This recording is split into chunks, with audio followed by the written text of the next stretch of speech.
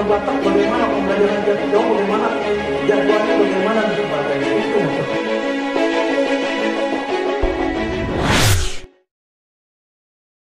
Seluruh tenaga pendidik Menpasar mengikuti kegiatan sosialisasi dalam rangka persiapan pembelajaran tatap muka pasca vaksinasi COVID-19.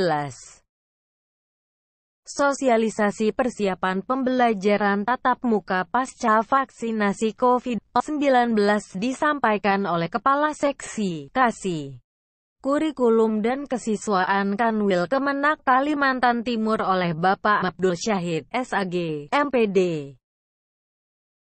Sosialisasi ini dilaksanakan hari Rabu tanggal 7 April tahun 2021 bertempat di Aula Madrasah Aliyah Negeri Pasar. Dalam penyampaian materinya, Kasih Kurikulum dan Kesiswaan cukup banyak memaparkan teknis persiapan pembelajaran tatap muka. Inti dari kegiatan ini sebenarnya sosialisasi ini adalah memberikan pemahaman kepada guru dan tenaga kependidikan secara khusus dan secara umum kepada madrasah Aliyah Negeri 1 Pasir tentang persiapan pembelajaran tatap muka apa saja. Salah satu di antara hal yang sangat penting itu adalah pertama vaksinasi guru. Jadi guru itu wajib mengikuti vaksinasi.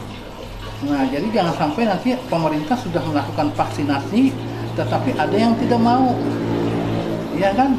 Karena takutlah, karena dia menerima informasi hoax dan lain sebagainya kan nanti akan menimbulkan gejala dan sebagainya.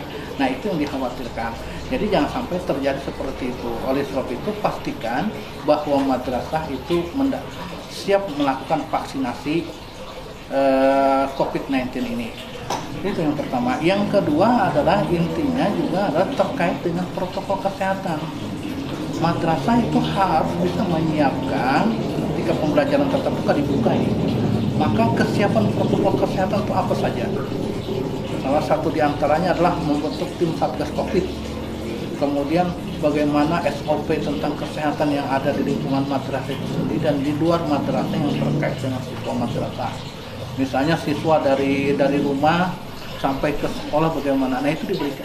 Itu intinya. Jadi harus madrasah sudah mengetahui seperti itu. Dan itu sudah dijabarkan dalam SKP 4 Menteri. Dan yang ketiga adalah infrastruktur terkait yang mendukung protokol kesehatan. Nah, ini sangat penting. Kenapa? Jadi adanya infrastruktur karena itu terkait dengan pembelajaran tatap muka. Salah satu contoh misalnya katakanlah cuci tangan di TPS. Nah, cuci tangan itu ada rasio perbandingannya. Ya, sekian siswa itu satu cuci tangan. Nah, jadi jangan sampai nanti siswa yang banyak cuci tangannya terbatas.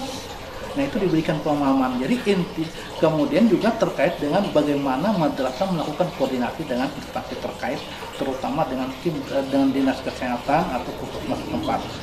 Hal inilah yang menjadi penting diketahui oleh madrasah dalam rangka persiapan pembelajaran tatap muka, dan inilah yang disampaikan pada saat acara BIMTEK tersebut. Jadi 4 hal itu sebenarnya yang harus diketahui. Jangan sampai nanti, kenapa? Jadi harus disampaikan sekarang supaya madrasah itu jauh-jauh hari sudah siap ya. Salah satu contoh misalnya katakanlah terkait dengan tim pembelajaran yang bagian dari 4 hal tersebut. Nah, itu madrasah sudah harus bisa membuat jadwal, menyusun jadwal terkait pembelajaran tatap muka yang terbatas. Kemudian juga membuat jadwal terkait dengan pembelajaran jarak jauh. Yang selama ini jarak jauh itu banyak diartikan 24 jam. Nah, tentu kalau 24 jam dikhawatirkan nanti akan mempengaruhi kepada imunitas guru. Karena guru pun juga ingin hidup sehat ya kan. Kalau dia harus melayani 24 jam, khawatir nanti dia stres dan sebagainya, imunitas terus lalu tertularlah dia COVID. Nah, ini juga harus diatur oleh madrasah. Nah, jadi inilah kenapa harus ada sosialisasi dan BIMTEK terkait dengan persiapan pembelajaran tatap muka pasca vaksinasi.